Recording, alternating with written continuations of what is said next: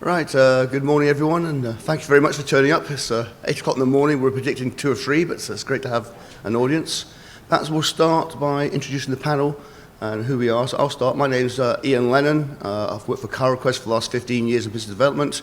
Before that, I was 20-odd years in R&D for a company called Caratech in Cambridge, doing a lot of process development, scale-up, and transfer to the plant. Hi, I'm Paul Quigley, so I'm Principal Research Fellow for Drug Substance for Quotient Sciences in the UK. I've been in the industry for more years than I can remember, 35 and plus, and I've worked in a range of CDMOs, including some that are here, big pharma, been involved in project management, building up new technical groups, and that's me. Good morning, everyone. My name is Simone Manzini. I'm Business Development Manager for Custom Synthesis at Procos. My background is organic chemistry and metallic chemistry. I started Procos as a researcher, then I moved to, before that I was in BSF and process chemistry, and before that I was PhD in San Andreas metathesis with Steve Nolan. Thank you. Welcome. Hi, I'm Jennifer Rutherford. I am a technical marketing chemist at Takasago. So I am an organic chemist as well. And I started off at Big Pharma and have had, actually did some teaching for a while and worked at some other companies in between. And I'm at Takasago now as kind of a role between the chemists and the marketing sales, kind of helping with communication and things along those lines. Hey, good morning. My name is Zhuqing Liu. 1 second, I'm sorry. Can I talk to you?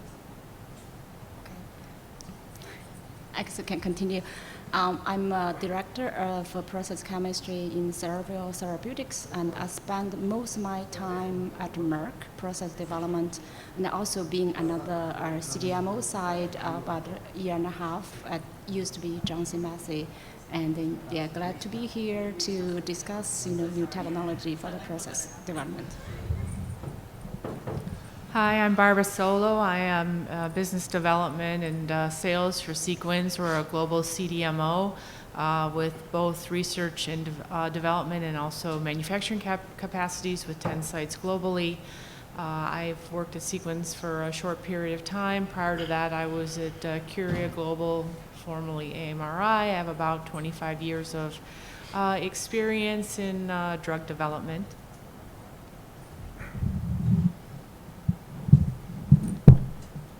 Hi everyone, my name is Frank Yang. I'm the CSO of Lavanda Pharma. We are a chemistry CDMO based in China. So my routine role when I'm in China is overseeing our R&D programs and also project management. While I'm coming down here on this side of Pacific, I also take part in our business development activities. All right, thank you. Okay, this is a very broad topic, and it's quite difficult to know where to start. But we had a little discussion beforehand, and Simone mentioned a lot of solvents getting banned, and can this new technologies help us with new solvents? And over this, perhaps you want to start there, Simone? Well, as everyone knows, sustainability is one of the big parts. That is something that also jumping hard on the pharma chemistry. And probably everyone is working in this area is seeing that a lot of solvents start to be banned, for example in Europe, or even not preferable on solvent. And together, for example, with other sustainability like ESG, they are preferable to change the type of process to improve PMI and other systems. And I think new chemical technologies are coming to go into that direction, not only on flow chemistry or other things on the process itself, but thinking about new type of solvent that we can be used to avoid even reaction that literally is difficult to find to remove a certain band solvent. Think about any peptide synthesis using anamide with anamide coupling that we use DMF. So DMF is a solvent that we're thinking of now to ban. Europe is always talking about to ban, for example, but without DMF it's very difficult to do certain type of chemistry. So I think I would like to open this panel discussion to also think about what can be an alternative we can think on chemistry that can avoid this type of solvent and making similar with the type of chemistries. leave to our colleague, my colleagues here. Okay. Let's go to topic about the chemistry, and you know, when I develop process, usually I will try to avoid use the solvent, chlorinated solvent, for example, chloroform and DCM. I think this is a kind of like environmental impacting.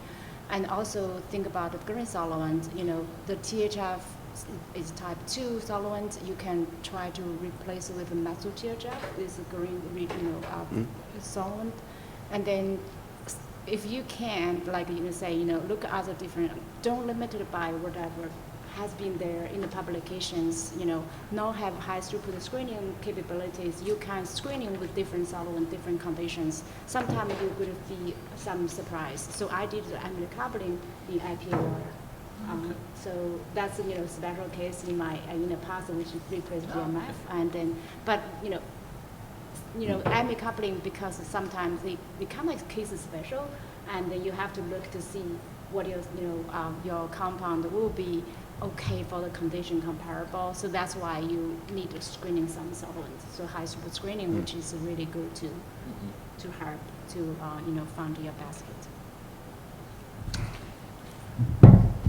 For Quotient, I think we're a drug development accelerator, so velocity is the most important thing for us in terms of getting materials early. Having said that, we definitely are looking at solvents, also from a regulatory perspective, solvents we're trying to minimize in the final drug substance. We're definitely looking at eliminating solvents. One area that we're really interested in is the use of surfactants in aqueous systems. And we've been working in the UK with the University of Leeds and a few other groups who are developing different surfactants. And it's amazing some of the technologies that can be done in purely aqueous systems. So this is a fascinating area for us. We definitely want to minimize the use of solvents where we can. It's really interesting the way solvents are going. I think we're interested in solvents. We're interested in developments generally in Europe and in the US with fluorinated compounds, PFAS, and the potential banning of quite significant categories. Particularly in Europe, a big concern because there's the possibility of banning a load of fluoropolymers as well as fluorinated chemicals. It's a major concern that we're looking at. So anything we can do, there are new technologies where we're pretty pragmatic. I'm sure many of the other teams and groups here will likewise be looking forward.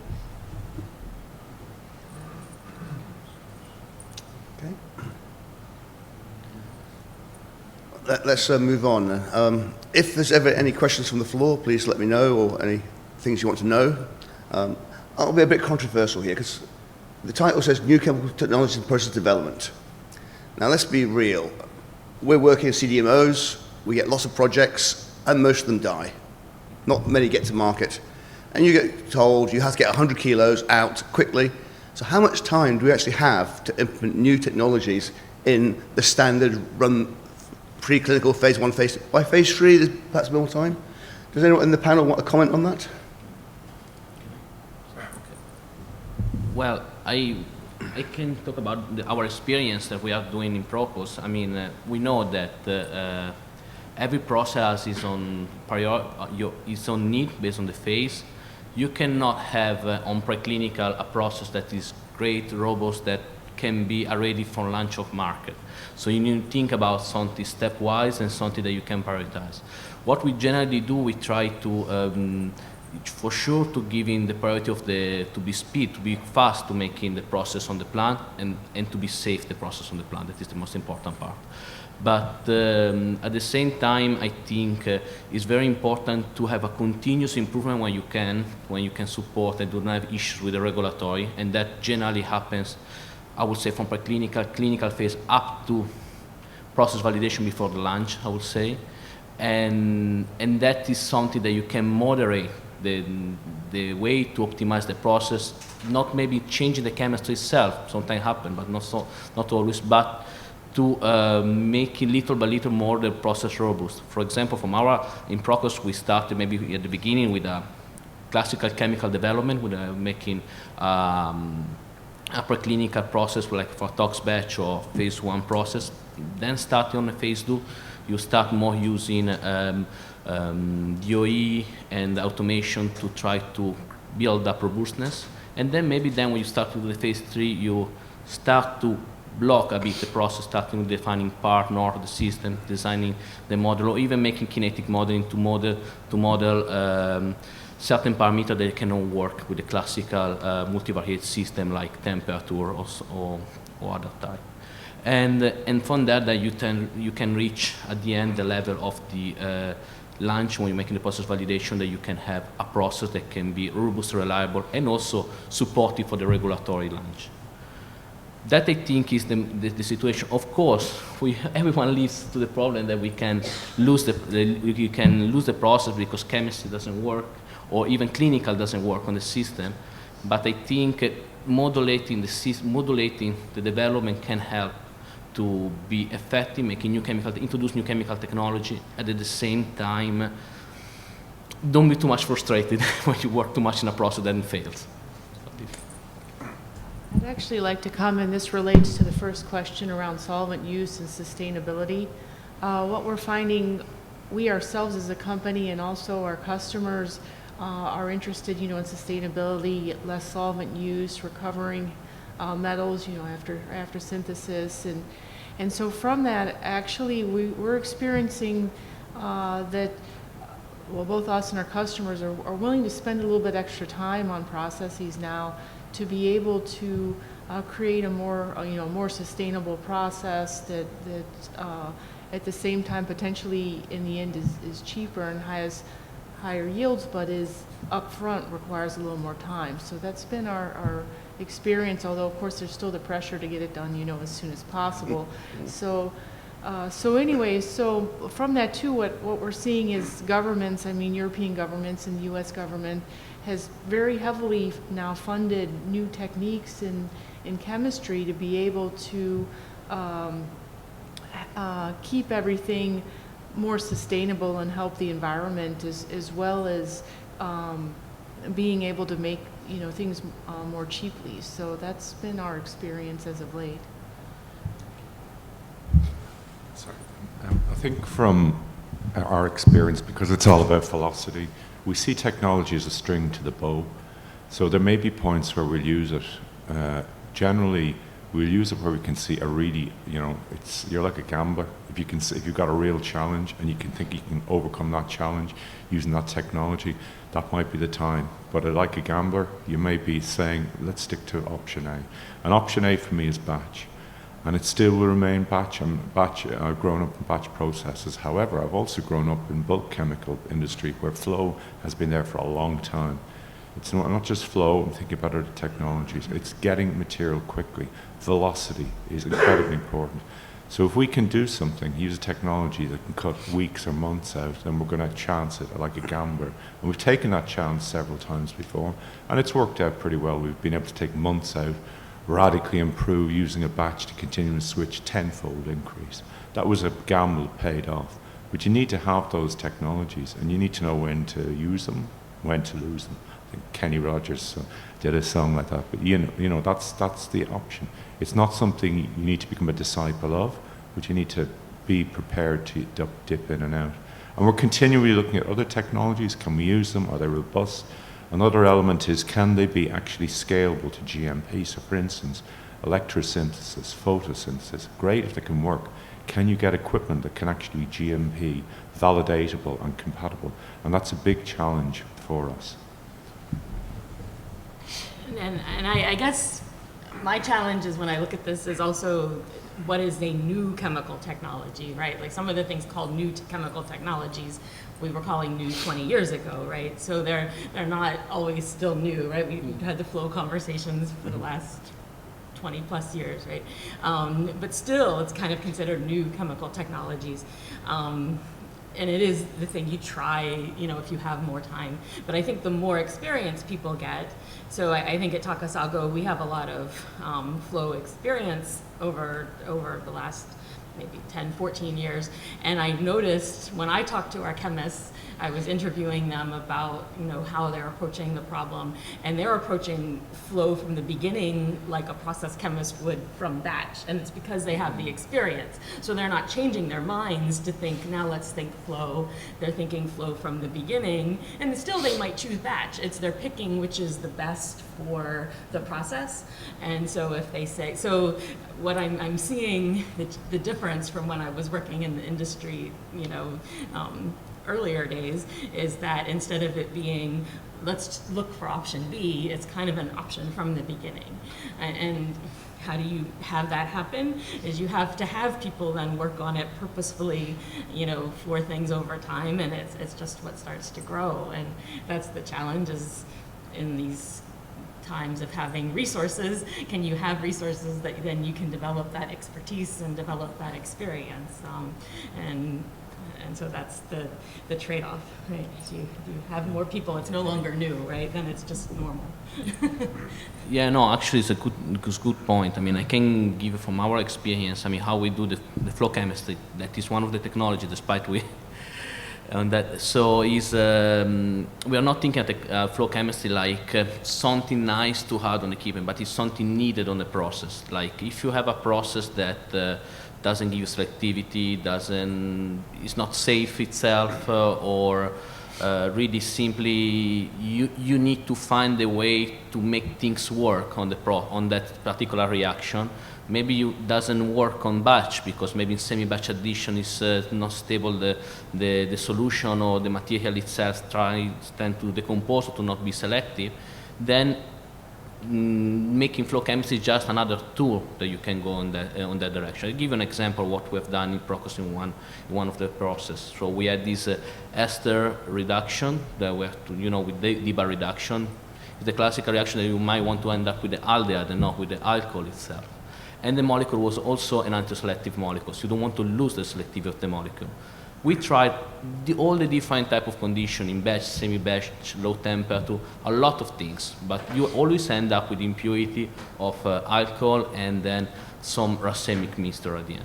So, but working in flow chemistry, thinking about how can be the steady state, how can you be selective, you can really build up something really extremely selective of the process and still keeping an anti-selectivity. For that way, of course, it became mandatory on that process to add this piece of flow chemistry in the manufacturing. Of course, the big problem that we can see also in our side is that when you start to think about in flow chemistry, you don't think about to use a reactor and adapt your chemistry to that reactor, to that system. You adapt your system, your hardware, to the chemistry that you're making. And that one is complicated in terms of regulatory aspect and approval aspect, because you need to modify the part of the plant, then you need to qualify the part of the plant, and then you need to be approved by authority to making the GMP manufacturing on that step. And that one is always a challenge that can build up time on that work. What we do generally is try to really, as Jennifer mentioned, is to start from the beginning with a team with R&D, engineer, and process chemists that can work together since time zero to try to build up together what can be the best fitting, immediately working to build up the equipment already on the plant, even if it's not all the process is complete and feasible to already be industrialized. But in that way, you can save already the time, you can make the instrumental qualification and all other qualification to then, when you need to be ready, you're ready to start. Okay. I can add a little bit on the flow. I think because of this, I think over years it's got a really popular. A lot of CDMO, they have their really big of flow set up. I think this is a really good trend, and the flow is actually can combine with any other reactions. For example, you can run the flow reaction with enzymatic mobilized enzyme, so you can flow it and then it's really efficient. You don't need to deal with like enzyme try to after work up your enzyme putting the phase separation and all these kind of things. And then you also flow, I think, can be a center. You can go through your photochemistry, go through the flow, and then use your electrons try to get your reaction work. And you also mentioned about electrochemistry. I in the past I did work a little bit on that. Haven't can be really used on the commercial, but we do see you also can do some flow chemistry with electrochemistry. So which is, and I think, as a center, right, you can think about as a new technology combined with others together and to fully utilize the flow. I mean, from car requests, we've actually just started in flow. We're a bit behind everyone, but our use of flow is directed towards high energy reactions, diazoniums, alkylations, oxidations. So we use it mainly to make new start materials that we can't access on the market easily. We do the flow because basically it's a diazonium in batch should be today a no-no. It didn't used to be, but today it should be a no-no. So we do quite a lot of diazonium chemistry in flow, and we actually designed our own flow reactor. We do about 3 or 4 tons on a regular basis, and it's great, it's scalable.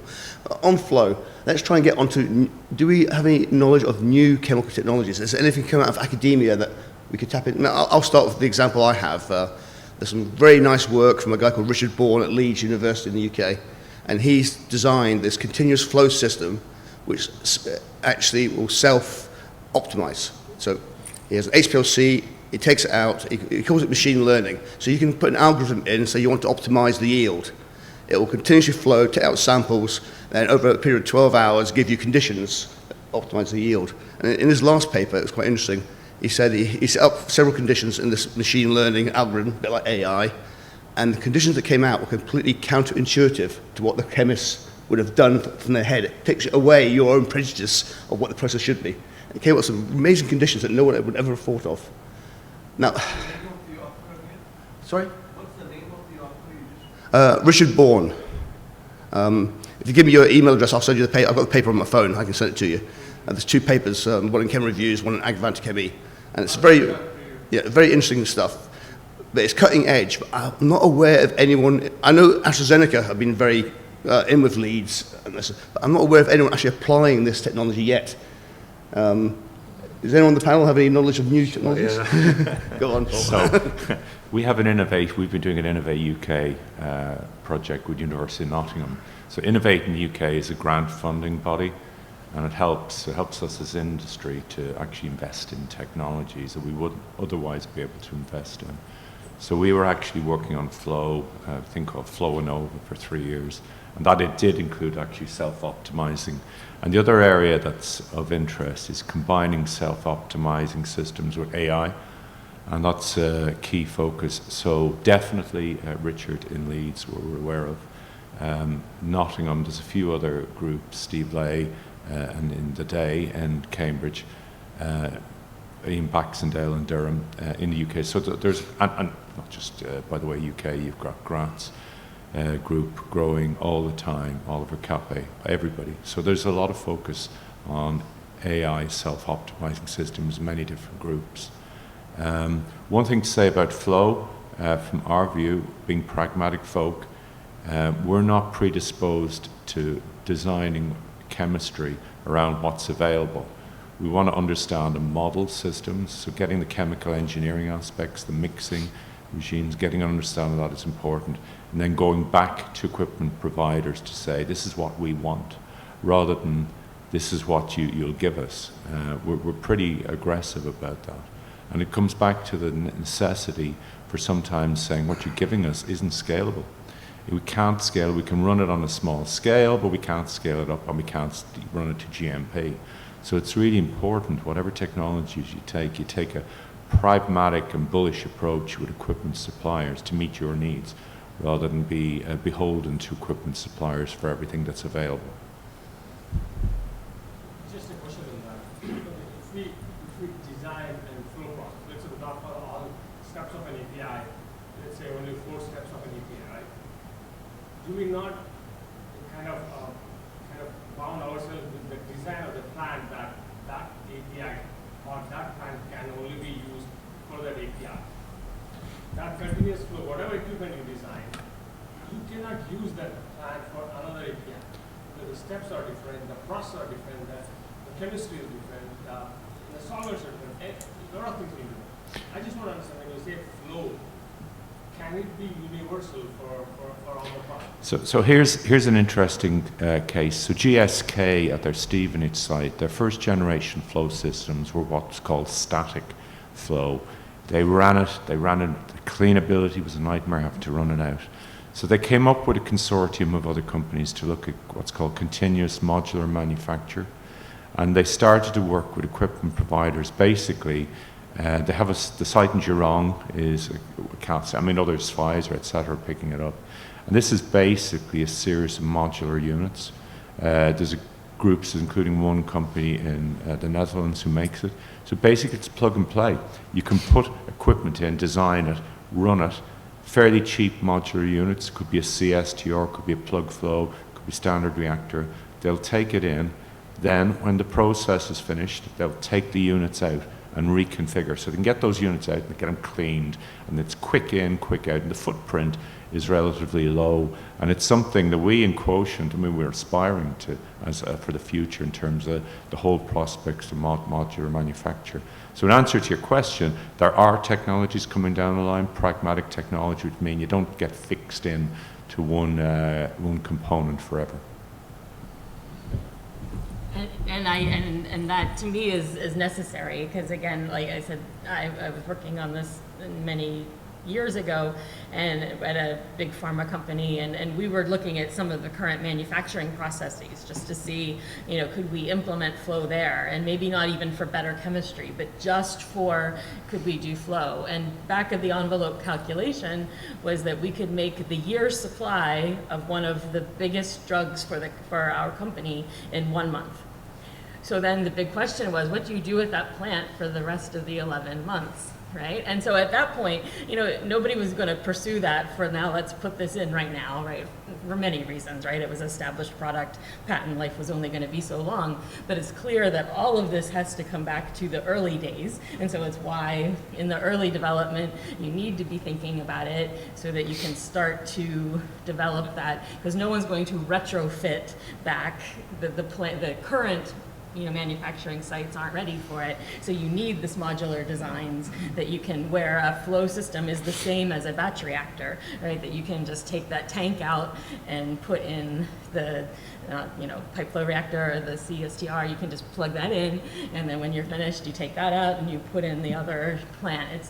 It's different designs, but I think, and I see the progress over the last decades, where now I think that is where things are. That there's not going to be, I don't foresee like the flow plant. It's going to be like just manufacturing plant, but you bring things in or out. And what's different to me from the chemical industry versus pharma is the chemical industry kind of always makes the same thing all the time, right? Pharma, we switch so frequent. The project dies, something changes. So to invest in a plant that is just continuous flow all the time is always going to be a challenge. So I think this modular aspect has to be. Yeah, to add into this point, it's really depending on how the engineer, the design, the reactor and the logic behind the reactor itself. Because if you think about every multi-purpose plant, when you put in a process, you are not having putting the process always in the same type of reactor addition. There's a lot of small things, how you add some material, how do you prepare the connection between reactor, and all these kind of things are tweaking, fixing things that if you design right the flow reactor, the flow system that you have, you can essentially do the similar things without going to risk of requalification or issues that they need to lose your time or to really have major fixing of your plant. And for example, in our side, we made in the way that the logic that you have an independent system that you add in, you plug in, is already on the logic of the system, and is already something that can work with the qualified and enter in the qualified GMP system without having issues on that part. And in any way, it's true. Every flow chemistry process is different, but it might be different the length of your PFR or the stirrer or the steady state of what you can do. And it can be something, if you design well, that is something that you can switch without having any issue of requalification, because everything has been qualified. I think it's really having the logic at the beginning of the engineering when they set up the plant that can help you to make it easier to implement flow chemistry, like they mentioned, I'm sure.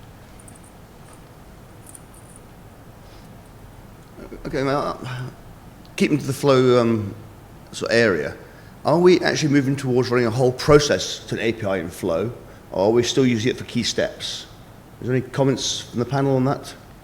For us, at least for commercial purposes, we're using it for key steps. We have not, I think back to what universities are doing and what's being done at early stages. I've seen it used for the entire process, but at least for us right now, for commercial purposes, we're just using it for certain steps in the process. What we found, honestly, is you really have to do a solid cost-benefit analysis because it's several $1 million to implement a flow process, just even for single steps. So you really need to think about long-term, does it make sense to do it or not? Anyone else on the panel got any comments on that? Yeah, I agree with what Barbara just has mentioned, that for each individual steps, you need a new investment, both from the scientific engineering aspect and also from the cost, right? And so our experience working with quite a few projects on flow chemistry is also that I would say most of it is limited on the key steps or the problematic steps. So it's not going to be a complete flow process for your whole sequence. I think that's probably common for so far. And but one thing we have come to realize is actually for the whole process we're talking about, we all know from the manufacturing cost perspective, the most cost actually involved at the later stage after the reaction, the isolation, concentration, purification, and that's common for every steps, right? So I was actually very excited to hear. I was sitting in the other panel, just focused on continuous manufacturing yesterday, and I was really excited to hear that there are some new initiatives on the flow chemistry to focus on that, such as the liquid extraction and continuous crystallization. So I would think that any breakthrough on that aspect may be more universal to be applicable for different chemistries rather than just we're focused on the chemistry. And I'd like to hear if we don't actually so far our effort on the continuous flow chemistry is still more chemistry concentrated. So I would like to hear actually from our fellow speakers and or even from the audience, if anybody actually have specific experience or success on the later part of the process. All right. Okay. One thing, sorry. Go on, Paul. One fundamental problem with it doing everything in flow end to end is if it's GMP, you're going to have to consider hold points, purge points, and where would you actually purge if you're taking it from beginning to end to the material? So that is a definite consideration in the extent of flow for a GMP manufacture. On that note, as you pointed out, the quality aspects are critical, especially when you're taking a batch process to a flow process. And I think we were talking earlier about having multiple steps in a row with continuous manufacturing. I think in parallel, we're going to need inline analytical testing to be able to track, that we are getting what we think we're getting out of the process. So, back to the whole AI and machine learning, and then having the analytical equipment necessary to be able to look at the whole entire picture and analyze it as you're moving through is going to be necessary in the future. And I know it's coming along quickly, but I think it still has a way to go. Yeah, I mean, as Paul's point was, that there are going to be points in the process where you're going to have to isolate and crystallize and purge. And I have not seen flow purging yet. So already we developed a process, and we might look at 2 or 3 stages and telescope them because we know there's no real impurities. We still have to isolate and purify at that point. So you could telescope several flow processes together, but still you're going to have to, at some point, have that pinch point where you pull it out, purify it, purge the impurities, and then move on to the next stage. So it probably never be completely flow. Even though a lot of academic papers, they have this API synthesis and flow, 10 stages, it's all flow to the end, and it's nice and pure. Yeah, of course. But I think that is, well, we may get there, but at the moment I think we're quite far from that type of flow chemistry. I mean, when flow started, they were talking about flow crystallizations, flow isolations and flow, not, because at the moment most people do flow and they'll put it into a tank and they'll isolate it, crystallize it. But again, I've not seen anyone successfully implementing flow crystallizations yet, unless I'm wrong. The panel have any knowledge of flow crystallization? No, they were not really talking about the details. Yeah.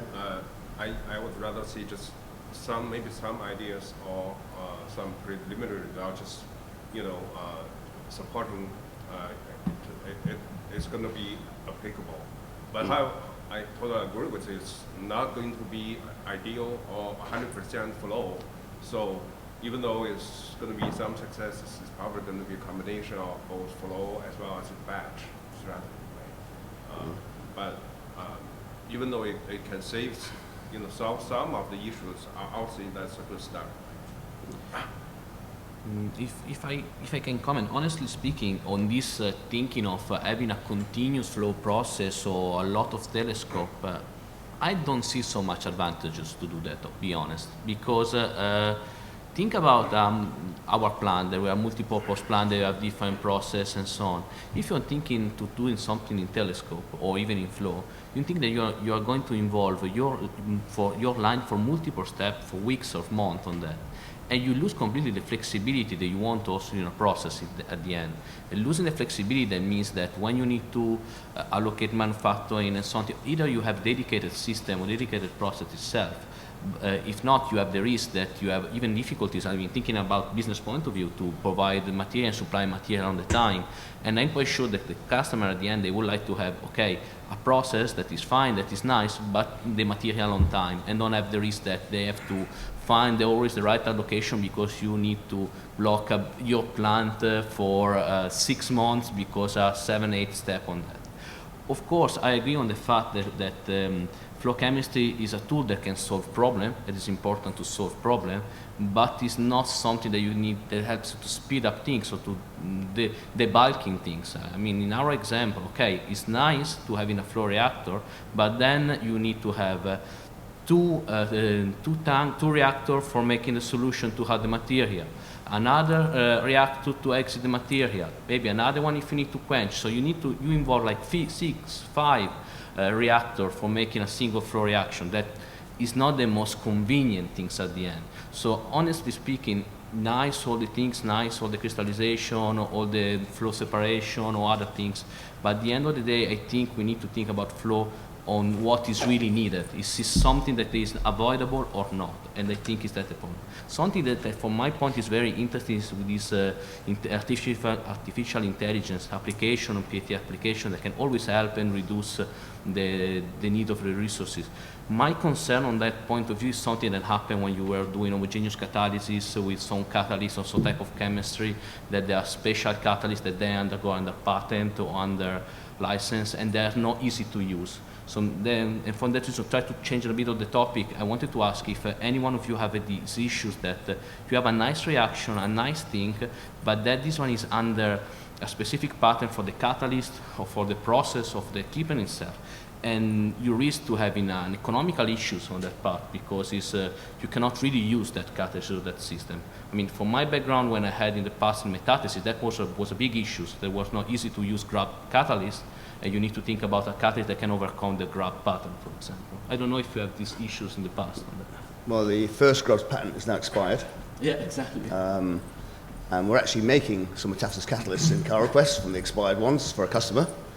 It's exclusive within their own area, which is not pharma, so we can use it outside pharma. So if anyone wants to talk about cheaper than the opponent, the current suppliers, Metathesis. We're happy to talk to you.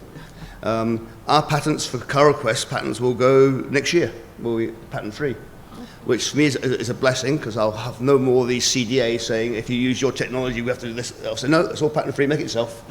And are we worried in CarRequest about our patents going? No, I'll tell you why. If you want to make Dwayne Phos and the patents go, you have to do some phosphorus chemistry, you have to resolve a phosphine oxide, you have to do cryogenics, you have to reduce the phosphine down to the oxide to the phosphine, then complex very expensive rhodium metal to that phosphine, put it into a reactor at a very low catalyst loading at high pressure hydrogen. And once you can do all that, please copy our technology. But on that, people keep asking me, we're doing some very large volume hydrogenations now, very large volume. So why are we not doing it in flow? Why aren't you putting, I'll tell you why. Our volumes are large for us, but for me to develop a continuous flow asymmetric hydrogenation, it would have to be a massive project. I'm talking about thousands of tons. We're in the hundreds of tons area. When we develop a hydrogenation in the lab, we have a small reactor. It goes from that small reactor to a litre, to 2 litres, straight to 100, up to 5,000. And it's no issue. When you develop a flow hydrogenation, everyone has to be really optimized to get the loading correct. Because you can't just put the catalyst in, you've got to get in the whole solution. It's got to be mixed around, you have residence times, and it really is difficult to get a really good EE and reaction time and the loading you want in flow. Whereas in batch, they say, okay, but you tie up all these vessels. If you can run our plant, you'll probably ask me one question. Why aren't these hydrators going? Because basically, we're in and out in a day. We set the reaction up, we put it in, hydration goes for about 4 hours, and we're cleaned out, and it's off. And the bottleneck is not the hydrogenation, it's actually the following steps, it's not or making the substrate or making the product. The hydrogenation is very quick, very clean. EE is always the same in batch, 99% EE, yields, catalyst loading, very robust. That's why we haven't ventured into flow, because we don't think we can get the same level of robustness that we get with the batch. So again, you have to use flow in the correct manner. You can't just use it for everything. Is there any comments from the audience on any of this process intensification or the new technologies? So, anyone got any knowledge of anything that's going on that we haven't mentioned in academia or in industry? Okay. Now we're struggling. Paul's back in there. Hang on a minute. So a couple of comments on flow hydrogenation. We do flow hydrogenation. The challenge for us, the advantage is for our particular applications, if you see great yield, great purity, the issue for us has been the GMP bit. So we've actually worked with equipment providers to come up with GMP design. That was the challenge. It wasn't the chemistry. The chemistry was great. We had to work with equipment providers. In terms of other technologies that are really of interest, I think last year, pretty sure Claire and Scientific Update went to the Boston conference where there was a lot of work from groups such as AbbVie and CSTR and these systems where, and I think Oliver Cappe has been looking at it as well, you can put photo systems, electrochemical systems into CSTR reactors. I think that's great because I think that looks pretty robust as a technology. So I'm really up for new technologies that we can actually add in to existing equipment without massive amounts of modification. It also strikes me it's a system that could be adaptable, relatively straightforward to GMP, and I'll come back again and again. It's not really going to work if it's only a technology you can adapt to non-GMP steps. We need to consider, can they be adaptable under GMP environments? The other element of flow, of course, is what defines a batch. Is it time-based? The FDA and regulators globally are now working to, and have worked, and there is a lot of definition out there about what constitutes a batch in flow. But these are real considerations, so it's a risk-benefit, which frequently will probably mean exactly. I mean, I'm as pragmatic as Ian. If it works, if you find it works in batch, and you have batch capability, use batch. For some of our cases, for flow, we use it because we need it. We need to keep the hydrogen inventory low on our site. If we had an option to, if it worked and we had a large-scale reactor and it worked, I would use it, no question. So it's about pragmatism. And I agree on that too. But I'd be remiss. I'm for Takasago, right? We are a catalyst company, hydrogenations, and we've been doing hydrogenation on flow for many years. And as I mentioned towards the beginning, I really believe our chemists think of batch and flow kind of hand in hand as similar tools, and they have done flow, GMP, hydrogenation. Metric ton scale, you know, large scale. They don't brag about themselves, so that's my job to do. But even talking with them, and I think they are pragmatic process chemists too, right? And sometimes, you know, so I've been going through projects talking about some of the historical ones before I joined, and said, why did we start this in flow? And they're like, well, the customer kind of wanted us to try in flow, you know, whatever, you know. But they were very comfortable running large scale batch, you know, hydrogenations, because that's what they've done for many years. But they can do it in flow too, and we sometimes see advantages. And sometimes running it in flow leads you to then a new idea that maybe improves the batch scale too, you know, so they can go back and forth. So it's kind of, it's just another tool in the toolbox, but it can be done. And again, I think it just comes with the experience, and now as people are gaining more and more of that experience, it's no longer so much a new technology as it is just another technology. And you know, as you get more comfortable with it, you have more experience with GMP, you have the processes approved, you have the equipment approved, and so you can, it's, a lot of the hurdles are gone, but you have to just get to that point. And it depends on having the investments and having the right projects that kind of mean that you have to build that capital, right? You know, because you work on something that needs to have that. So anyway, it can be done. So. Oh yeah, I know it can be done. I mean, Phoenix many years ago for Lipitor did a continuous flow hydrogenation, but they had one product, and they optimized it to hell for that one product. We have about 20 different hydrogenation products, and we're chopping and changing all the time. But are you talking about asymmetric hydrogenation and flow? Yes. Were you talking about asymmetric? Yeah. Okay. Because there's a lot of achiral with the immobilized beds. We can immobilize the palladium on a bed and flow it around and get better use of your palladium that way, which is being used for achiral hydrogenation. Yeah, I mean, maybe one day when our volumes get up to your level of Takasago, we'll get a flow as well. But, okay.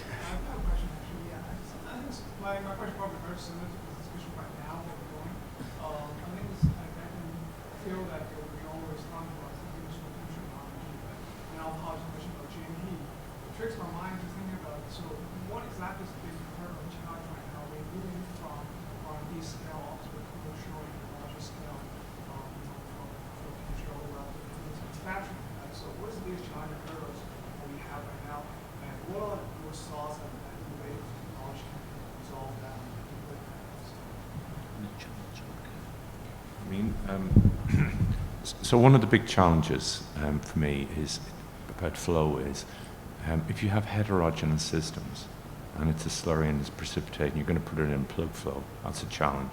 That's where CSTR and other things come into action. So it's certainly the pragmatic adoption of what is the system. So it comes back to the scalability means you really need to understand the basic chemical engineering aspects, the mixing, the precipitation, heat, you know, output, as well as, you know, flowability elements such as rheology, you know, how thick is the mixture you're going to come. And time, I mean, we have successfully scaled up processes, but in flow, if anybody says it's a simple scale up, don't believe them, because you need to do, we had to do a lot of computational fluid dynamics aspects to assist with the scale up, understanding the mixing regime. We got it right. We had to do it. We had to design that. So you do need fundamental understanding of what's going on. Without that, you could come unstuck. Groups such, you know, BASF, for instance, they design processes at major scale. They will probably run that process maybe for 12 months using catalyst systems to optimize it before they take it to large scale. That's the long-term scale. So I really would urge that people consider the chemical engineering and scale-up aspects as well. Without doing that, you can come unstuck, and that's a key component for scalability. Indeed. Yes. Artificial intelligence, AI, machine learning were mentioned in this conversation in the context of flow chemistry. But I'm just curious to what the panel has to say about a bird's eye view of artificial intelligence, machine learning, and the whole process development cycle from drug discovery to commercialization. Where does it play some roles and aspects in the general sense? So that's a new technology, obviously. Everybody's hearing about it nowadays. Well, I can say something in the experience of some of my customers that, of course, in artificial intelligence, they use a lot of in discovery part to thinking about target and identify the potential molecule based on the artificial intelligence and then define which could be the lead compound on that. I think in the process development, artificial intelligence might come at some point, of course, for optimization of a process, iterative optimization combination with automation. I still believe that this type of approach still needs to have in a human experience and knowledge itself, because of course artificial intelligence can learn faster, but you need to always to have a deeper understanding. Think about all this process, all this system that you have also for kinetic modeling. Or you have two options to play. You can be on the high surface using DynoChem, or you can use some black box that you cannot know what is happening. Then you are, or you are a fluidodynamic expert that you are specialized on that part. If I think about I have to fix some parameter with something that is a black box, that is so unmade, and with the IP and something they cannot give me which are the details on that part, I'm honestly not feel confident to having some output that might be wrong. And I wanted to go to the details. For that reason, I think artificial intelligence can be like for working as a brutal force, to optimize the brutal force to identify maybe the lead compound, or to having a high screening and be fast to find which are the right catalyst, right optimization quickly. But when we want to go to the details, to understand the process, to understand what we want to do, to understand what is the modeling which want to work in the model of your process, human support need to be having the support. I hope to answer your question on that. Thank you. I mean, I currently believe that AI is having great advances in drug discovery. And I tend to save all my chemical engineering news for a flight. And I sit in the flight and I read all these magazines. I was reading them coming over here, and there was a very nice example of where they fed AI algorithm 1,000 known COVID type, inhibitors of COVID type stuff. Then they put 7,000 brand new molecules in, and it sorted out over a couple of days and found 3 or 4 compounds. When they made them, 2 of those 4 actually were inhibitors of COVID. And that was like a 3-day thing and 2 weeks to make it. So over 2 weeks, they came out with these new, which would have taken about perhaps a year in the lab. And that's the sort of innovation I think is really good. But you are feeding it in with the right information, showing new compounds.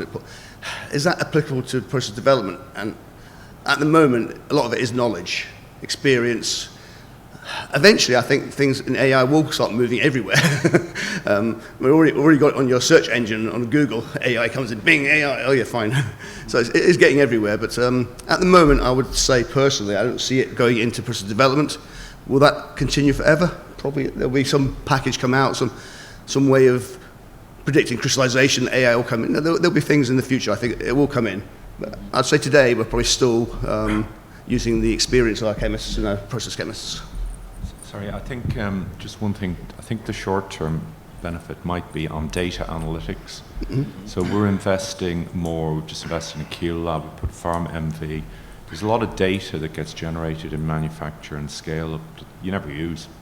And you think about all the thousands of data points from every reaction that never get used. If data analytics and AI can help with detecting trends and spotting opportunities for improvement, I think that's a short-term benefit. The use of self-optimizing systems, I think, is being developed. I think we're a long way yet from that. There's a long way to go. I see it as intelligent assistance for the human. I don't see the human being eliminated anytime soon. At least I hope not, but we'll see. Okay. Please do. Thanks. Okay, we've got 5 minutes left. Is there anything else from the floor in the last 5 minutes that you're burning to know about? No? Panel, do we have anything else, or should we give 5 minutes to these lovely people for the next one to change over? No, I think I'll thank you all for your time and your contributions, and thank the panel for their contributions, and thanks for turning up. Thank you.